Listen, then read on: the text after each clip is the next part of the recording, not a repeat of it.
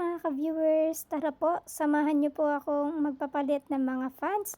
Yung mga fans po yan is mga bote which is pwede niyo pong ipapalit ng pera dito sa Germany. So, bawat bote po, meron po siyang kapalit ng 25 cents na euro dito sa Germany. So, kung pag nakaapat ka, meron ka ng 1 euro. So, ayan po, malaking bagay din po yan dito sa Germany. Kaya nag-iipon kami ng mga bote.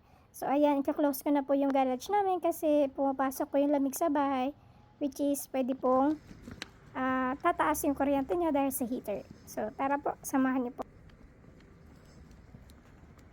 Hi guys! So, pupunta tayo ngayon sa Lidl para magpapalit ng mga fans. Nandiyan kung madami na siya. Ito lang, may konting trial lang. Dahil hiking yung daan. Hindi naman sa hiking, medyo materik lang yung daan kasi mataas. Ayan siya guys. So, pag naglalakad dito, actually dahan-dahan lang. Hindi naman siya race para magpaunahan. Kung narinig nyo, parang akong nanihinga. Ayan siya guys. Yan po yung view namin. Yung Lidl nasa 9 minutes away pa dito. By walking distance. Nakakahinga. Tapos kung narangan siya yan. Dahil yung snow, trino siya. Dahil hindi siya safe daanan, madulas. Sa mga sasakyan, lalo na sa mga taong maglalakad. Yan siya. Kasi yung view. Yan po. Yan. Nandito na tayo sa taas. Yan siya guys. Maglalakad pa tayo hanggang doon. Iikot pa tayo doon. Masyadong hingal. Pero okay naman. Hindi naman ito pumasal. Hindi naman po nagpapawis. Malamig lang siya. Sorry. Hiningal ako eh.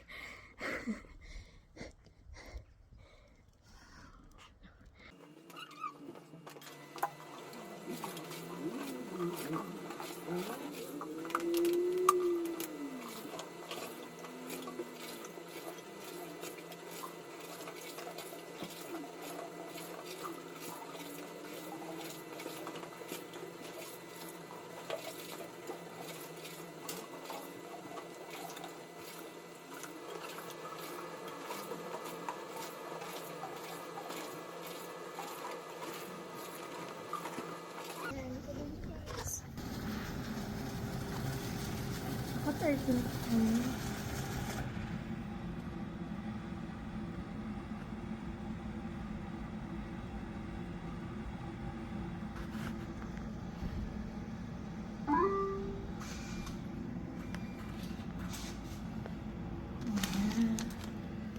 Meron tayo 13 euro. Mabos natin lahat ng kalakal natin. Tayo sa loob, pakalit natin. Yung mga machine nila guys. Yan. Skirt natin bibilin. Tingin ko lang to. Ayusin ko lang. Pasok na tayo. Yan. Grocery.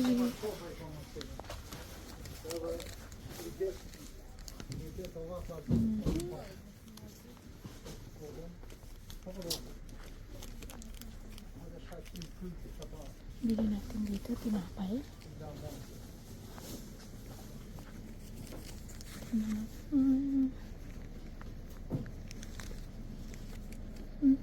Okay.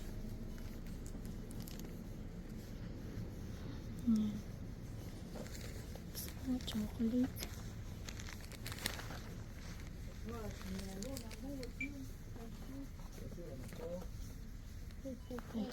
After ko mag-ikot-ikot sa grocery, na-realize ko na wala naman akong masyadong bibilin. So, nag-decide na lang ako na pumunta sa cashier, pumila, at ipalit yung ticket ng cash. So, para i-keep ko na lang yung cash for next time, malay mo may mabibili tayo. So, ayun lang guys. Thank you for watching.